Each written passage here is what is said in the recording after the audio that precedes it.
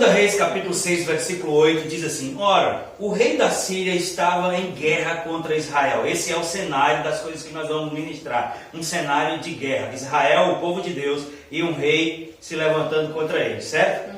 O rei da Síria estava em guerra contra Israel. Depois de reunir-se com seus conselheiros, disse: montarei um acampamento em tal lugar. Versículo 9. Mas o homem de Deus mandava uma mensagem ao rei de Israel, dizendo: evite passar por tal lugar, pois os arameus estão descendo para lá. Assim, o rei de Israel investigava o lugar indicado pelo homem de Deus. Repetidas vezes, Eliseu alertou o rei, que tomava as devidas precauções.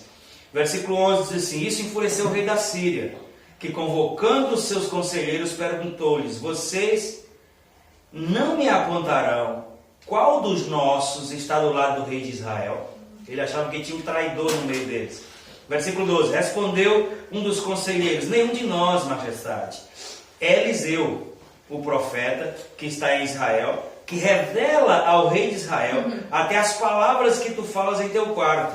As Bíblias mais antigas dizem: na tua câmara de dormir.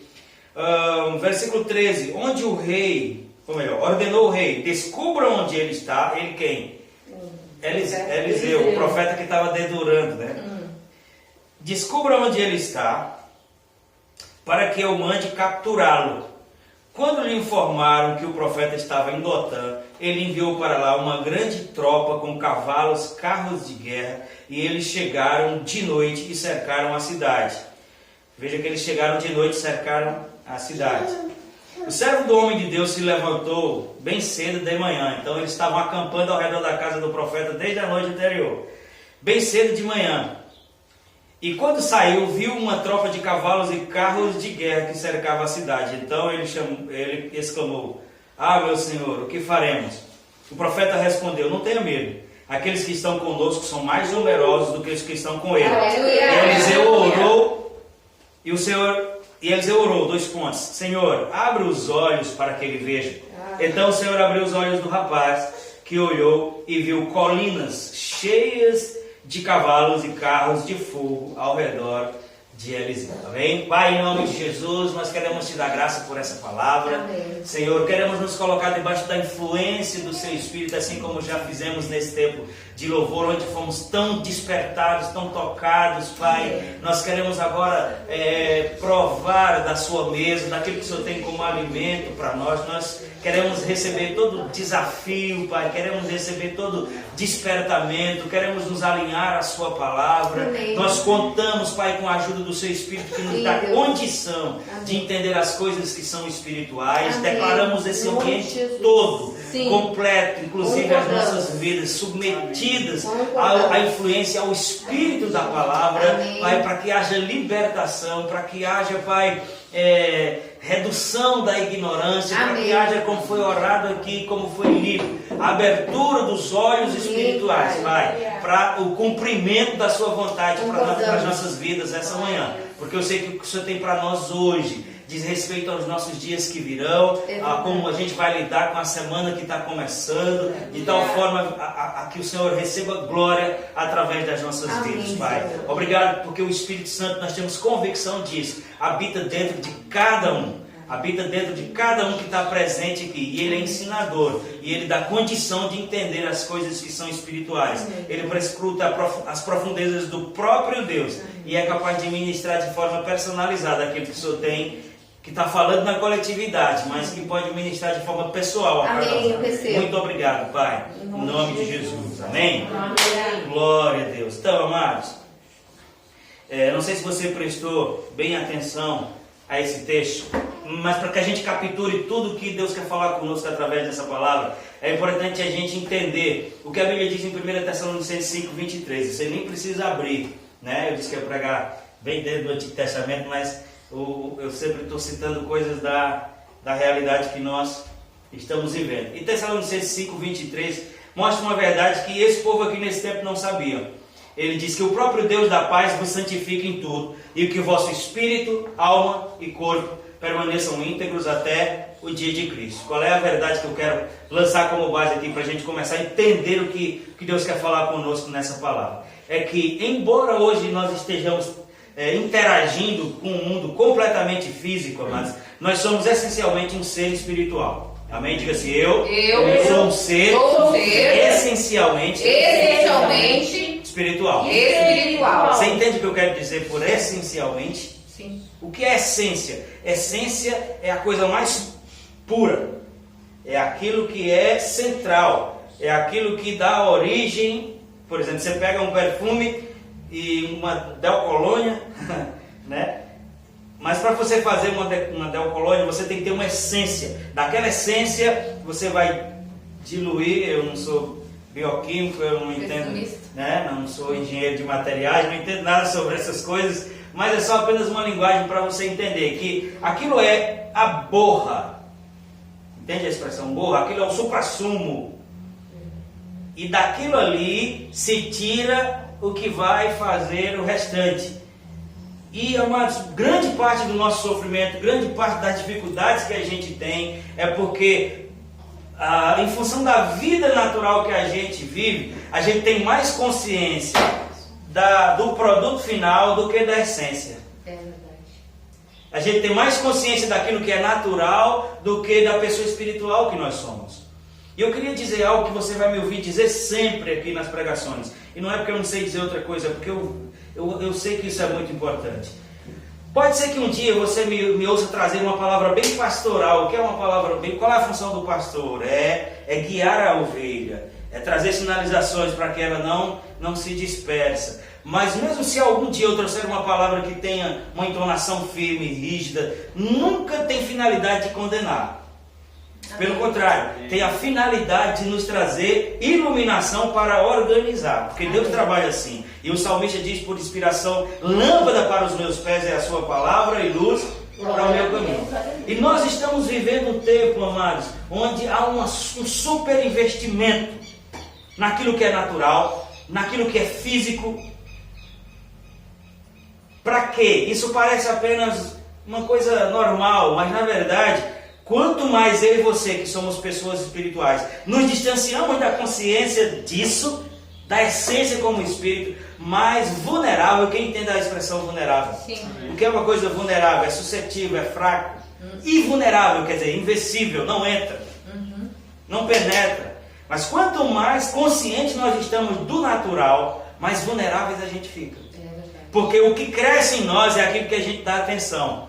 O que cresce em nós é aquilo que consideramos. Por exemplo, é fato, nós já cantamos aqui, eu quero estar nesse lugar onde o pecado não nos domina, onde as culpas. Isso é um fato, Jesus já fez isso. Mas isso só tem efeito sobre nós quando se cumpre aquilo que Paulo diz, considerai-vos, pois, mortos para o pecado. Senão Jesus fez aquilo tudo e aquilo não tem efeito sobre nós.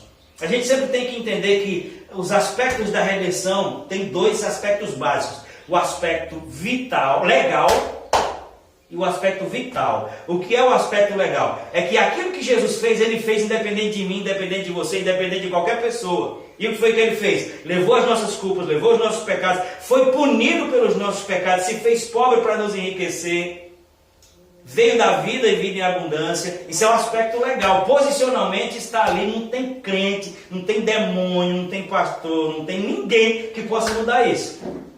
Agora, o aspecto vital é a quantidade disso, a fração disso que está funcionando em mim. Eita. E aí isso é diferente de pessoa para pessoa, porque não depende mais de Deus nem de Jesus, porque Ele já fez. Depende do nível de consideração que a gente tem por essa verdade. E eu dizia, tudo que nós estamos vivendo hoje, quando eu digo nós, eu falo a nação brasileira, só porque eu quero restringir a isso, mas eu podia estender isso até ao mundo. Aí dentro disso estamos nós também como igreja. Tudo que a gente tem vivido hoje, amados, é para descer, eu e você, para nos destituir do nosso degrau de glória espiritual, para que a gente veja as coisas apenas como pessoas naturais, e como pessoas naturais a gente vai colecionar fracassos, derrotas. E eu sempre digo, Deus é um Deus ilimitado, Ele vai nos dar uma chance, 2, 3, 4, 5, 10, 1000. Deus é o Deus que nos dá muitas oportunidades, porque Ele é um Deus ilimitado. Agora, na nossa limitação, quantas oportunidades a gente vai conseguir administrar sem abandonar? Porque Deus está pronto para nos receber. Ele é longânimo, Ele é benigno. É verdade. Mas nós somos limitados. Você sabe que a maioria das pessoas que se suicidam, isso que palavra pesada, né, pastor? Mas só pra gente, elas não se suicidam porque elas estão melancólicas, porque elas estão com peninha de si mesmo. Ah, eu sou a pior pessoa. Pum. Não, elas fazem isso porque estão cansadas. Deixam a maioria das vezes os bilhetes lá, não aguento mais, tudo que eu quero é descansar, minha cabeça... Isso é produto de uma destituição. Sabe o que é destituir, né? É remover da posição. Isso é produto de uma destituição da condição espiritual e você ser colocado no ponto mais baixo do espiral, sabe o funil? Um espiral daquilo que é natural. A linguagem, do fundo do poço. Quando você faz toda a leitura do que está acima de você, aquilo parece tão maior do que você, parece tão maior do que eu, que as pessoas não aguentam mais lidar com aquilo. Misericórdia. Então você entende, amados, o que eu estou querendo dizer? Às vezes a gente pensa que é só uma questão de pandemia, às vezes a gente pensa que é só uma questão política, que uns pensam assim e outros pensam assado, que a mídia quer derrubar um, que por trás disso existe uma ação maligna para nos fazer ficar naturais, para que a gente negue a pessoa espiritual que a gente é, porque a gente só vai usufruir dos benefícios de Deus pelo mesmo viés que a Bíblia estabeleceu desde o princípio, que é o viés da fé. Até a salvação, amados, é uma coisa que Deus provisionou de graça, mas só vai receber aqueles que crerem. O que é que isso tem a ver com esses textos aqui? Tudo. Isso aqui é um ambiente de guerra, um ambiente de crise, de realidades naturais. Por que a gente é tão enfático? A pastora Marcela pregou no último domingo uma palavra poderosa. Se você não ouviu, ouça. Se você já ouviu, ouça de novo. Por que a gente é tão insistente em ministrar sobre fé? Porque a fé é o portal espiritual que dá ou manifesta acesso das coisas do céu para a terra. Você veja que quando a Bíblia fala sobre bênção, em Efésios 1:3, e a gente diz, Senhor me abençoe, Senhor me dê isso, Senhor me dê aquilo. Aí a gente pega Efésios 1:3 e a Bíblia diz que Ele já deu. Bem isso. Bendito Deus e Pai do nosso Senhor Jesus Cristo. Agora, eu não estou aqui com todas as bênçãos que Deus me deu. Você está? Não. Mas por isso Ele não deu? Não. Ele deu. Ele já O texto deu. diz, bendito Deus e Pai do nosso Senhor Jesus, que já nos abençoou com toda sorte de bênção nas regiões celestiais. Deus não mente. A Bíblia é a verdade. Jesus diz, João 17:17, santifica-os na verdade, a tua palavra é a verdade. Não estou falando de mim mesmo para ninguém se ofender. Mas mesmo tudo isso estando provisionado lá, eu não estou vivendo isso tudo. E não é por causa de Deus. E não é porque Deus não quer. Eu tenho certeza que Deus sofre com meus sofrimentos. Eu tenho certeza que Deus sofre com as minhas limitações. Ah, pastor, Deus é Deus, Ele não sofre. A Bíblia diz que sim. Que Ele se entristece. Por quê? Esse mesmo texto diz, bendito Deus e Pai do nosso Senhor Jesus, que já nos abençoou, Ele não vai nos abençoar. Mas esse texto fecha dizendo assim, com toda sorte de bênçãos, onde? Nas regiões celestiais. O que seria nas regiões celestiais? Ah, pastor, é no céu, dali para cima. É uma linguagem que a pessoa tenta dizer. Mas basicamente o que Paulo estava dizendo aqui pelo Espírito era que tudo está provisionado no âmbito do Espírito. Da fé. Que posicionalmente para Deus não está faltando nada. Agora, a fé, diga a fé. A fé é o braço espiritual. É o braço espiritual. Que pega as coisas que já estão provisionadas nas regiões celestiais. Amém. Glória a Deus. Aleluia. Entendeu? Nos ajuda, Espírito Santo. Aí, o que é que esse texto mostra?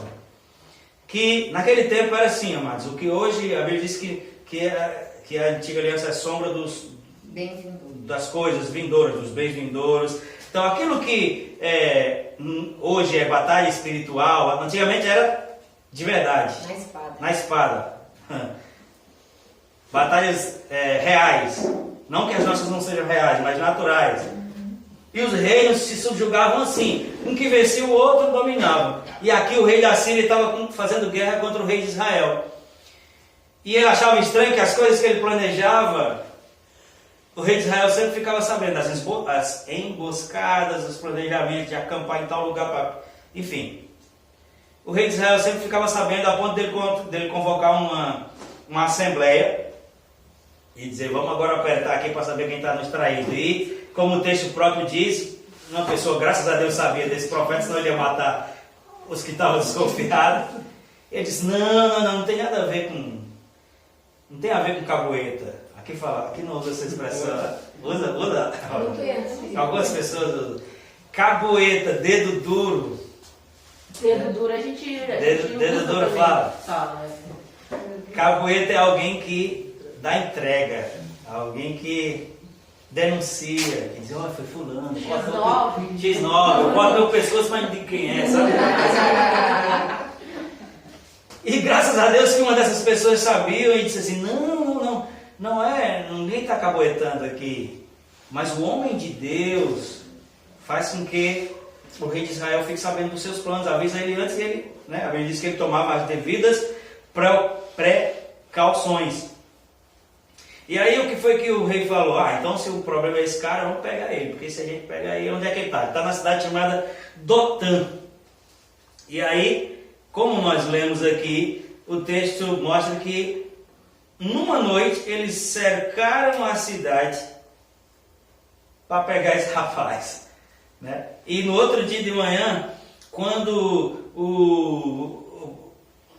os profetas sempre tinham um moço, que eles chamavam, a linguagem bíblica chama moço, mas era um aprendiz de profeta. Tanto que Eliseu, esse profeta atual, era aprendiz de Elias.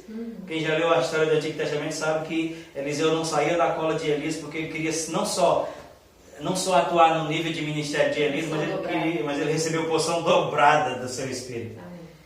E a ideia de Eliseu é exatamente fazer com esse rapaz a mesma coisa, que ele fosse o próximo profeta que substituísse. Esse rapaz era nerdinho, ele era bem devagar. Nerdinho das ideias. E aqui, provavelmente aqui, ele saiu de manhã, acordou cedo, vou comprar um pão com o meu professor, e quando ele saiu fora de casa, eu acho que assim, primeiro, isso aqui já sou eu conjecturando, né? Porque a Bíblia não é clara sobre isso. Mas para esse rapaz ter essa percepção tão próximo do que a coisa era com ele, eu penso assim, que primeiro eles cercaram a cidade, e depois os caboeiros disseram, está procurando quem? É um tal de Eliseu, a casa dele é ali, olha.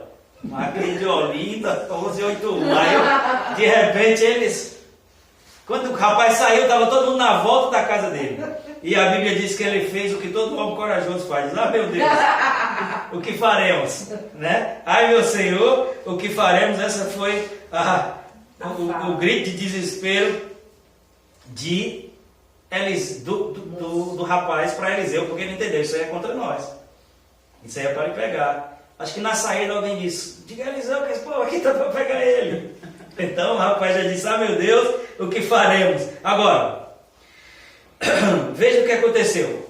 Se você ainda está com o texto aberto, 2 Reis 6, versículo 17 vai dizer assim, depois que ele fez essa, meu Deus, meu Senhor, o que faremos? Diz assim, ele respondeu, Ele orou, e Eliseu orou.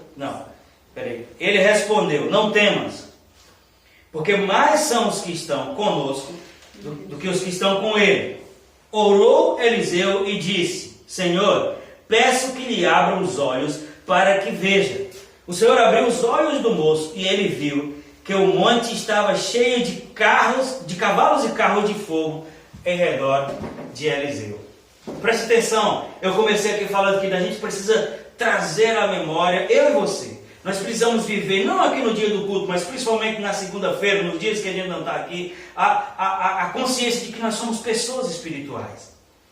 Porque as realidades naturais, elas nunca vão deixar de existir. E provavelmente elas não vão diminuir. Somos nós que precisamos crescer. E quando aquele rapaz saiu, que viu aquilo, aí eu me remeto à mensagem passada da Maristela, é a visão natural que Marta teve quando Jesus disse, eu vou ressuscitá-lo. E ela disse, sim, Senhor, eu sei que o Senhor vai ressuscitar no último dia. Né? E como eles não tinham revelação da nova aliança ainda, que Jesus não tinha, eles estavam falando dentro de um contexto judaico apenas, então eles pensaram na ressurreição dos últimos dias, porque os profetas diziam, todos vão ressuscitar, uns para a vida, outros para a perdição. E Jesus disse, não, vai ser agora. Estou parafraseando. Né? Embora ela estivesse lidando com Jesus ali, ela fez uma leitura natural apenas das coisas. E esse rapaz, há quanto tempo ele estava na convivência de Eliseu? Vendo milagres, prodígios, inclusive essas intervenções, porque um dos papéis diretos do profeta era assistenciar ao rei. Porque antes de Deus manifestar os reis, que o primeiro foi a pedido da nação de Israel, o primeiro foi Saul, o governo de Israel era uma teocracia. Ou seja, governo teo, Deus, era Deus que governava. Como? Através dos profetas. Depois os juízes. Aí até que por fim eles pediram um rei. Então mesmo depois que os reis foram estabelecidos, os profetas ainda tinham um papel direto no governo, que era falar da parte de Deus se eles sairiam ou não para as batalhas. E aqui, trazendo sinalizações, intervenções, voltando para o rapaz, esse rapaz estava acostumado a ver Eliseu atuar. Ele estava acostumado a ver intervenções de Deus. Mas quando ele viu aquele monte de gente na volta e entendeu que o negócio era contra eles, ele lá, meu Deus, meu Senhor, o que faremos? E aí, Eliseu, inspirado mais uma vez pelo Espírito, orou para que os olhos espirituais dele fossem abertos. Amém. Você entende agora porque eu comecei essa mensagem chamando a nossa atenção para a pessoa espiritual que nós somos? Porque nós estamos dentro de um cerco onde o diabo tem trabalhado para que a gente pare de ver aquilo que é espiritual e pense que a gente tem apenas olhos naturais. A Marcela orando aqui, ela falou sobre Efésios 1,17,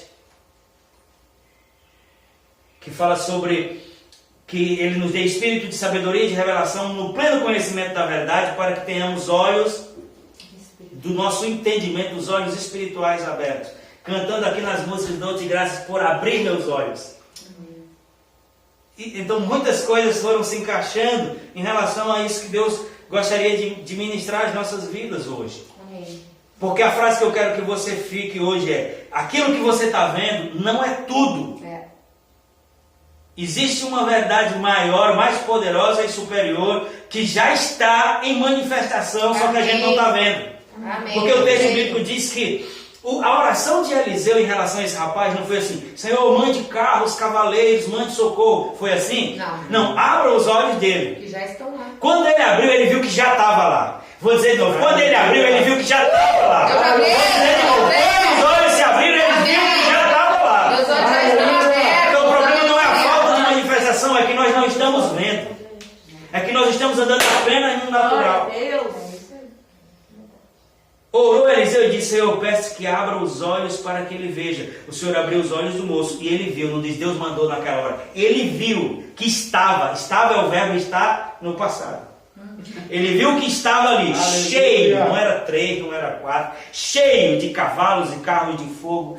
E havia uma realidade espiritual mais poderosa do que a crise. Glória a Deus. Só que eles não estavam vendo. Então eu nem sei o que você está sentindo hoje, eu sei o que eu estou sentindo. Agora a verdade espiritual, inclusive contra meu sentimento, é que há uma verdade maior do que aquilo que tem tentado oprimir a sua e a minha vida. E quando nós abrimos os olhos para ela, a gente não só vai ver isso, mas vamos experimentar o livramento na provisão. Glória a Deus. Aleluia! Glória a Deus. A igreja de crente, pode dar aleluia, hein? Pode gritar que não tem problema. Então, tem algumas coisas que a gente pode extrair daqui. Eu vou tentar ser breve, porque às vezes a gente acha, mas que andar vitoriosamente é andar intocável ou intocado, blindado. Não, a Bíblia diz: no mundo tereis aflições. Agora, a ênfase da revelação bíblica não é nas aflições, isso é o diabo que faz. Sabe, mas a Bíblia diz que o dia mau vai chegar, mas eu vou ficar esperando o dia mau? A Bíblia diz que no mundo haverão aflições. Aí eu vou ficar: ai, quando será que vai chegar a minha aflição? Não!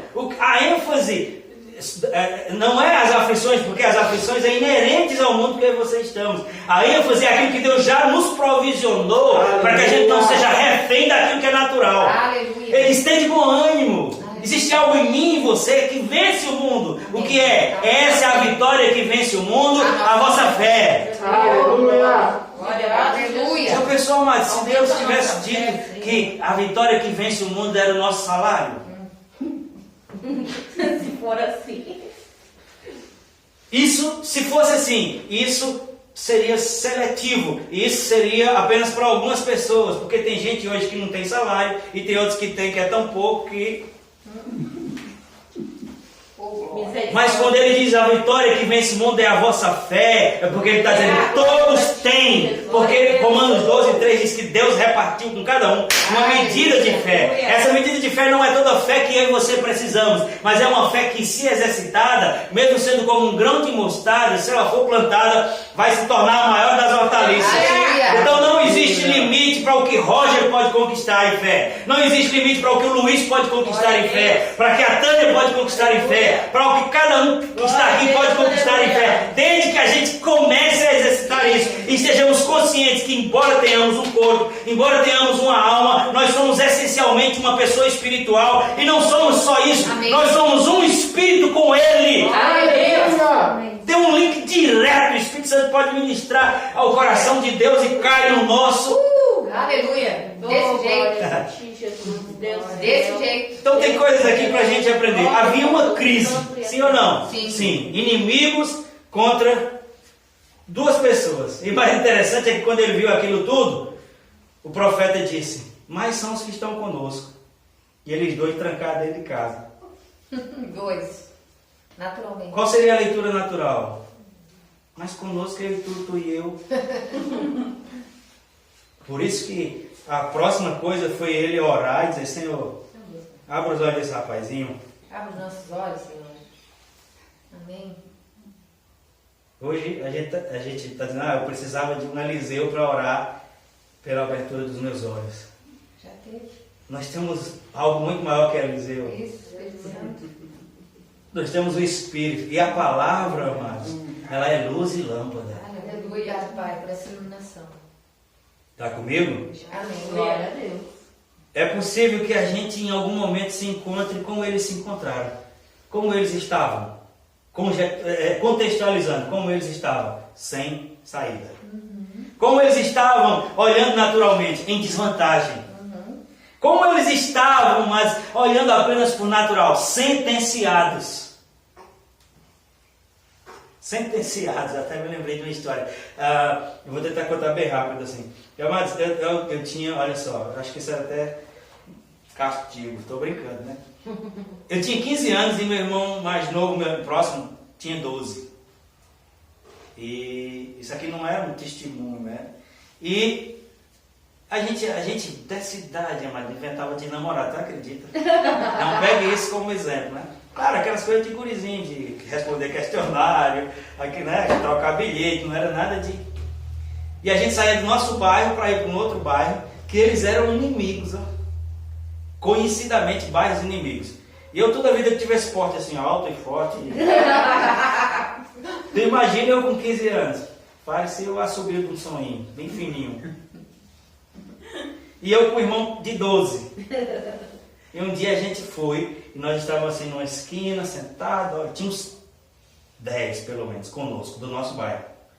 E começou a se formar em diagonal da gente, assim, uma turma. Só que a gente era tudo guri de 12, 15 anos, uns caras barbados, de bota, Meu Deus. corrente, cabo de aço, É os rodas Golias. assim. Sim. Marginal.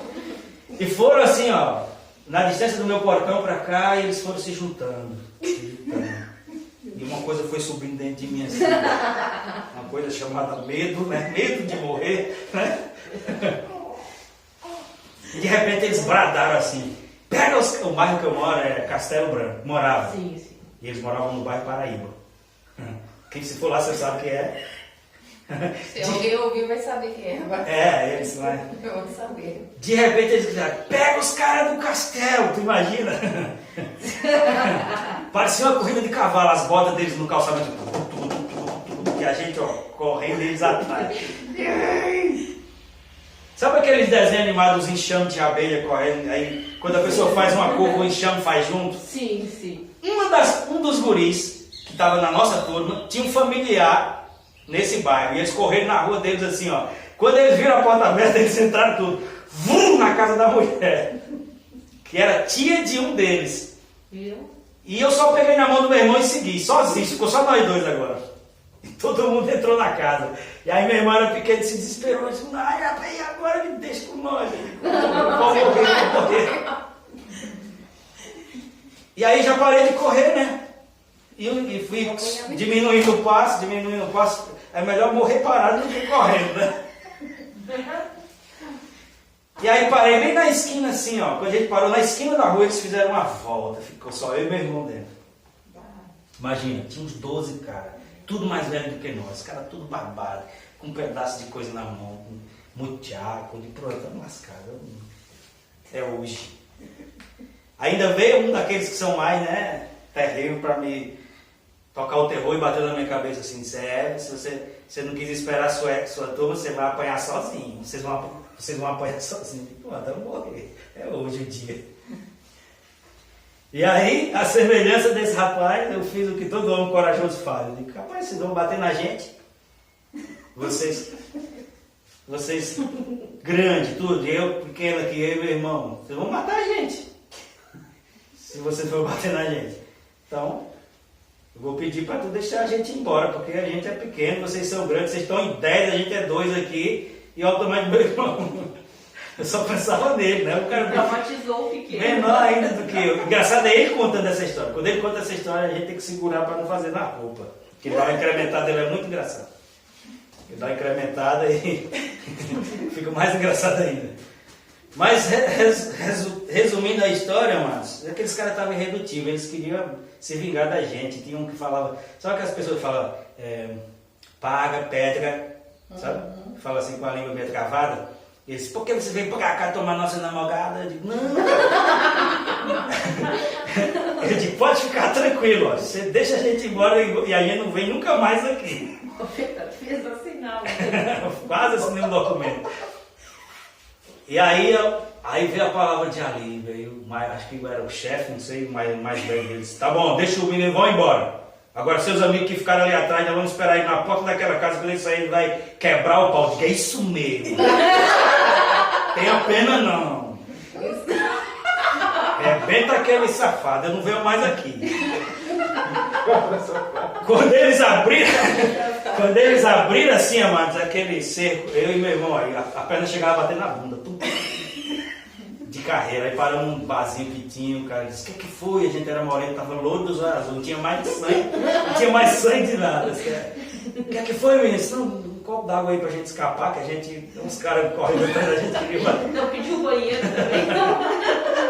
Então, amados, o que isso tem a ver com essa mensagem? Brincadeiras à parte. Eu me lembrei, né, desse cerco. Eles estavam sentenciados, nós também estávamos. O homem de Deus e Eliseu, o jovem e Eliseu, que era o homem de Deus, naturalmente estavam sentenciados. Vamos olhar para a nossa própria vida. A gente não vai competir sofrimento aqui, porque nós não somos desses. Eu até lembrei da minha irmã que diz, eu não sou dessas. Nós não somos desses que ficam hipervalorizando o sofrimento. Mas se nós olharmos para o natural, se nós olharmos apenas para aquilo que está na nossa volta, será que a gente não vai se sentir sentenciados também? Será que a gente não vai desesperar também? Agora, o que é diferente e o que é favorável a nós, e foi só para isso que Deus me trouxe aqui hoje. É para saber que, independente do que esteja acontecendo fora, há uma realidade que é mais poderosa, é maior do que isso, que eu e você precisamos abrir os nossos olhos para. Amém. O Espírito Santo precisa nos ministrar hoje e nós nos abrimos para que o Senhor nos ministre, para a gente entender as coisas que são espirituais. Glória a Deus. Porque a gente está gastando força com as coisas erradas.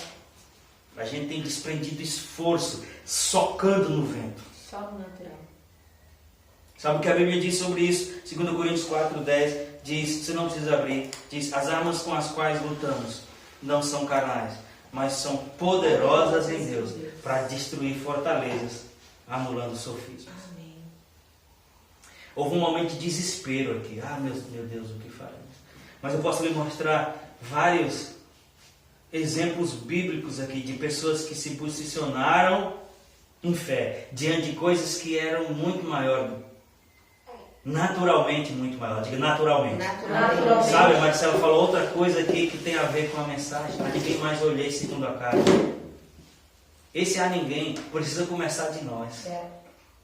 De si próprio. Porque eu sei que a cada dia que amanhece, o diabo traz uma lista de coisas que não estão como deveriam estar, de coisas que precisam ser feitas e que está além da nossa capacidade, de coisas que precisam ser feitas, mas está fora da nossa competência.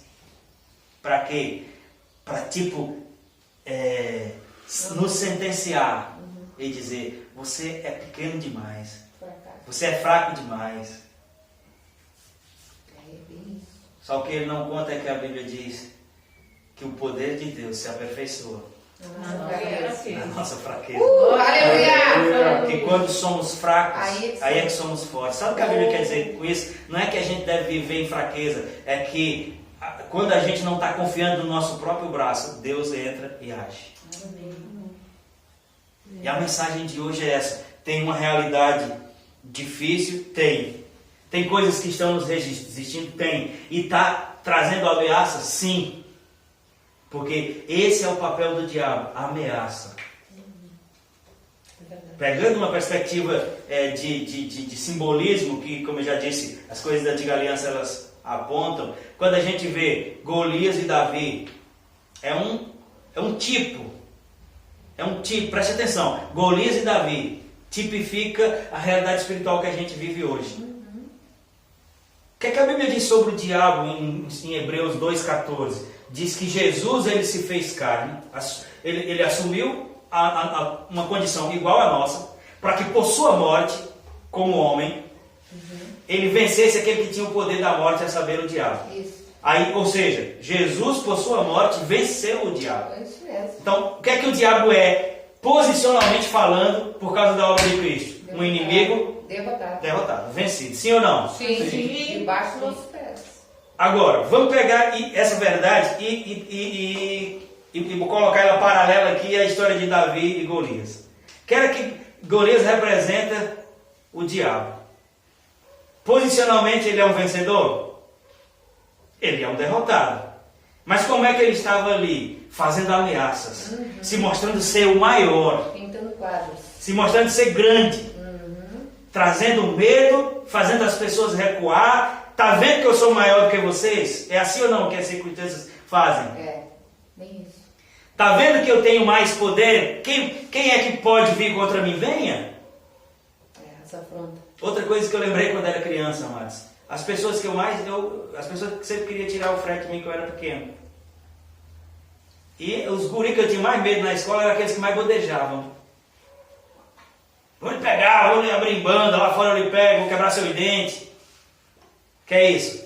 Ameaças. São palavras que faz a gente...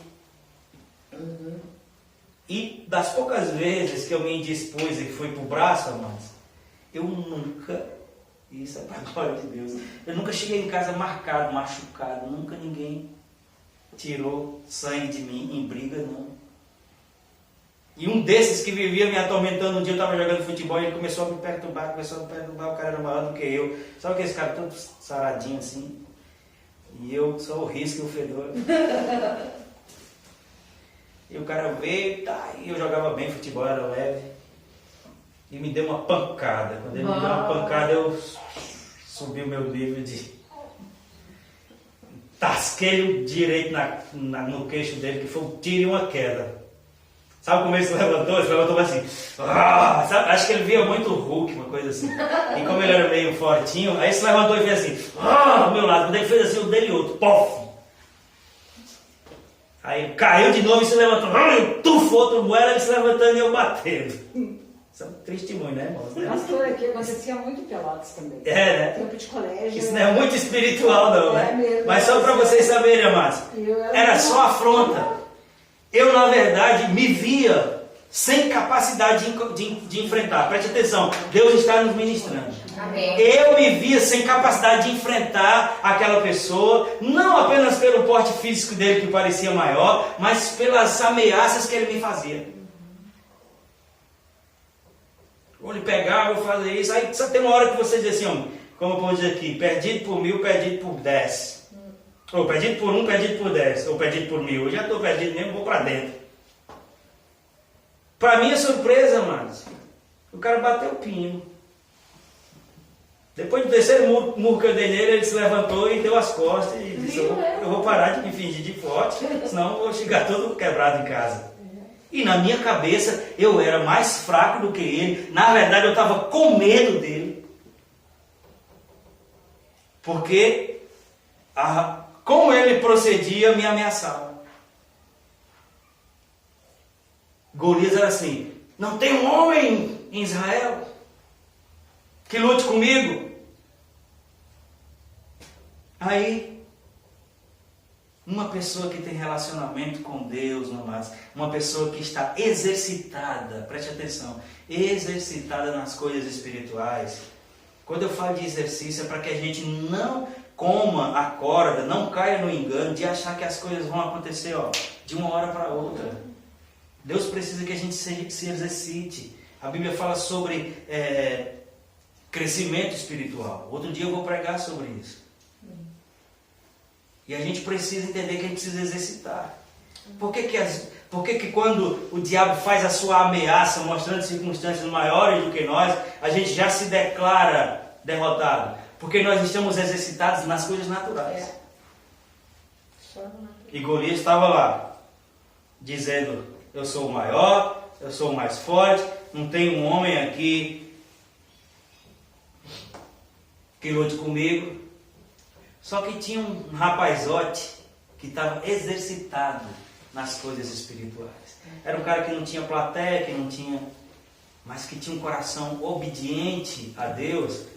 Ele representava essa sua obediência no cumprimento das coisas que os pais pediam, porque o pai dele dizia, vá cuidar das ovelhas, não tinha plateia, não tinha ninguém olhando se ele estava fazendo certo ou não, mas quando aparecia os obstáculos, os inimigos, ele não fugia daquilo só porque não tinha ninguém olhando. Ele lidava com aquilo considerando que Deus estava com ele, porque diz que ele venceu um urso e diz que ele venceu um leão. Como é que ele venceu um urso e venceu um leão, mas se nessa época ele tinha por faixa de 17 anos? Na força do Senhor. Glória a Deus. Você vai ver, os seus salmos evidenciam isso. Ele estava ali pastoreando as suas ovelhas e tocando na sua harpa e se exercitando em Deus. Tanto que quando ele apareceu diante de Golias, ele não fez menção dos seus músculos, nem da sua arma, que, diga de passagem, era uma funda. E o cara até se escandalizou e disse, você pensa que eu sou um cachorro que vem contra mim com paus e pedras? Aí ele disse, a menção que ele fez foi, você vem contra mim com espadas e lanças, mas eu vou contra ti no nome do Senhor. Oh, glória a Deus. Aleluia, é desse jeito. É isso aí. Antes de fazer qualquer coisa, ele alimentou a sua fé, dizendo, quem é esse incircunciso? Ou seja, um homem sem aliança pode ter a altura que tiver, ele é menor do que o menor na estatura que tem uma aliança. Glória a Deus. É isso mesmo. Deus é bom. Quem é esse circunciso que está ameaçando o exército de Deus vivo? E a fé é uma posse antecipada. A fé fala, creio por isso falei. Ele disse, hoje mesmo o Senhor te entregará nas minhas mãos e eu vou cortar a sua cabeça com a sua própria espada. Toma. É isso aí. Por que as coisas que Golias falou não se cumpriram e as coisas que Davi falou se cumpriu? Porque o que Golias falou é apenas o poder que o mundo tem. Sugestão, é apenas imposição, é apenas ameaça. Vou destruir, vamos dominar Israel. Mas o que Davi falou se cumpriu porque ele falou fé. Amém. Ele falou baseado não na sua força, nem no que ele estava vendo, porque nós não vivemos por vista, nós vivemos pela fé. Ele disse, hoje mesmo o Senhor te entregará nas suas mãos. Aleluia. Temos olhos naturais para ver as contas, para ver as coisas? Temos. É uma realidade natural, pandemia, pouco dinheiro? Mas isso não é a realidade que rege a minha Amém. nem a sua vida. Não E mesmo. hoje nós estamos aqui apenas para isso, para nos colocar debaixo da atmosfera espiritual que vai abrir os nossos olhos para parar de ver apenas aquilo que é natural e começar a ver.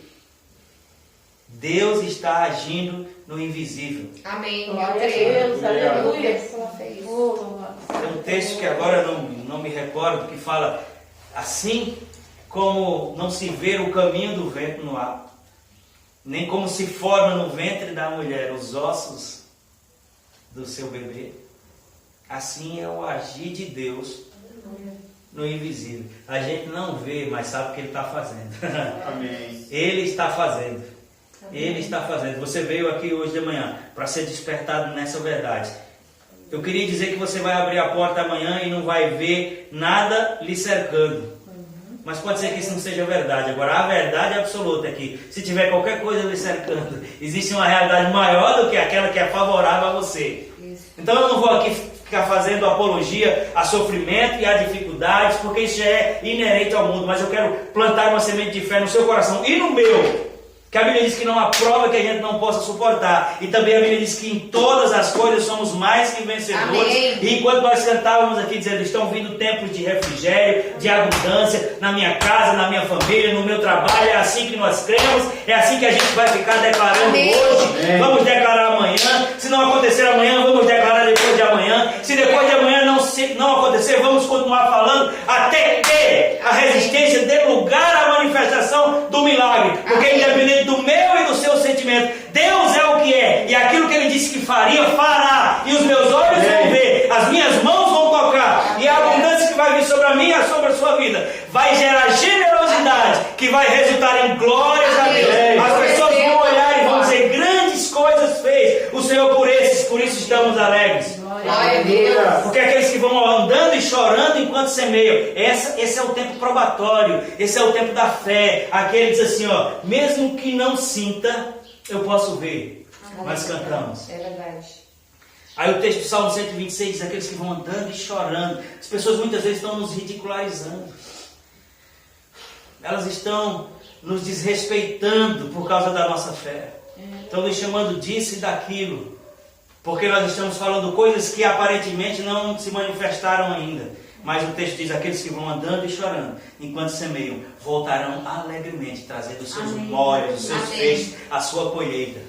E a continuidade do texto dizia, então, a nossa boca se encheu de riso e o nosso coração transbordou de alegria, Amém. porque o Senhor fez grandes coisas. Aleluia. Glória a Deus. Aleluia. Quantos estão preparados Amém. para as grandes Eu que Amém. coisas? E eu tô Aleluia. Grandes coisas estão por Glória vir, a Deus. grandes coisas vão acontecer. Aleluia. Fazendo uso da letra da música do irmão Fernandinho. Grandes coisas estão por vir, grandes coisas vão acontecer na minha vida, nesse lugar, na minha casa, na minha família. Tempos de abundância. Amém. Tempos não só do essencial, mas da medida El Shaddai, que é mais que suficiente. Oh, glória. Obrigada. Tempos de receber para repartir, Obrigado, Senhor. para não reter. Amém. Amém? Amém. Eu não estou falando só de coisas, amados. Você quer um pouco? A primeira coisa que Deus quer é que a gente volte para esse lugar de consciência da pessoa espiritual. Isso.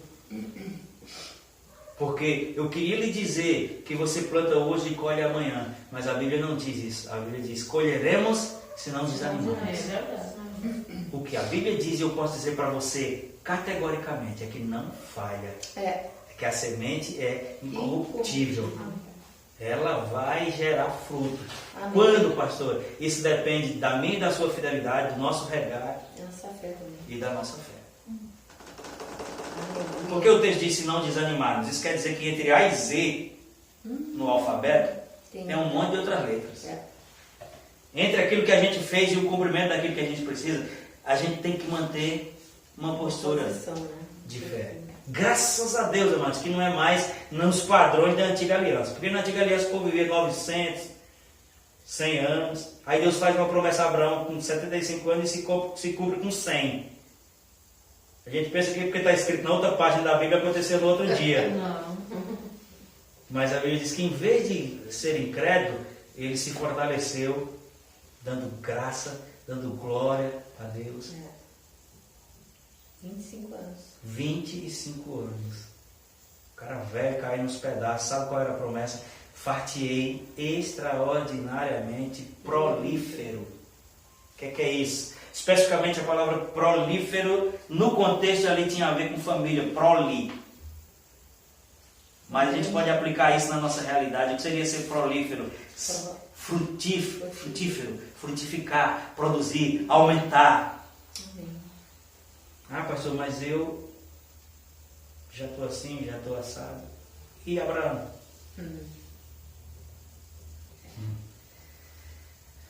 Senhor, abre os meus olhos, preciso ver a realidade de quem eu sou, criado em Ti, a Tua semelhança. Senhor, o meu passado Teu sangue apagou, e uma nova vida me entregou.